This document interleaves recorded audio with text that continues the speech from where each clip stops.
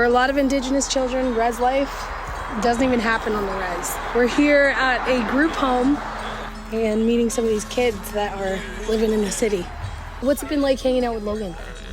Amazing. What do you think? Are you excited about the show? Sure. Yeah. When my dad told me about it, I screamed.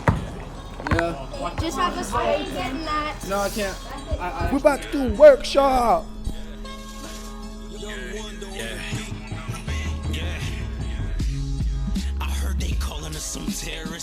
Myself had to go live at a group home, and with everything that was going on, I don't know, you guys are probably familiar with residential school, you know, so my grandparents were, that really kind of took hold of my grandparents and just the way that they operated. You know, they had absolutely no knowledge of their culture.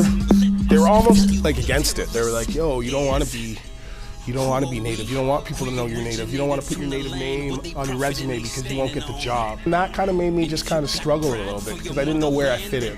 I knew I was brown, but that's pretty much all I knew. And I knew when I went on to the reserve, I didn't really fit in, you know, because I was raised in the city. So I didn't feel like I fit in with, you know, my own community. And then at the same time when I was in an urban setting in Brantford bombing around, I was known as the native guy, you know, so I didn't really fit in. And music was the one freaking place I knew that I fit in. When I sat down and I played my guitar and I had that guitar in front of me, I knew that I was doing the right thing. And that was probably the first place where I knew 100% that I was connected to Creator. When I had that guitar in my hand and I closed my eyes and I sang at the top of my lungs, I knew that Creator was real, you know, and Creator was there with me. So music has freaking saved my life. Everybody in this room has their gift from Creator. You know, mine's music. You know when you get so frustrated that you just feel like you need to scream into a pillow and it just makes you feel better? I like to describe music as that feeling for me in a kind of way. It's like things would get so overwhelming for me and I would need to just freak out.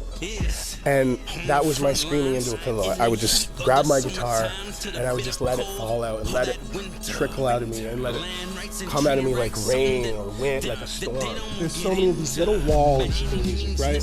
Whether it's playing guitar, whether it's singing, whether it's performing in front of people, there's these little walls that you hit and you really have to just be persistent and break through those walls because on the other side of those walls there's always something monumental.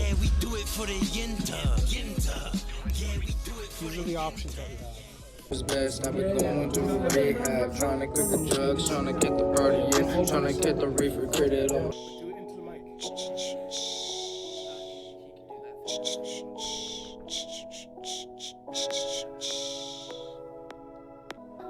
I don't give a fuck, my life is full of fucking pain. If you're trying to run up, I'm gonna smoke it all away. This is my credibility, you don't even fucking see the rapper inside of me. Now I'm pissed.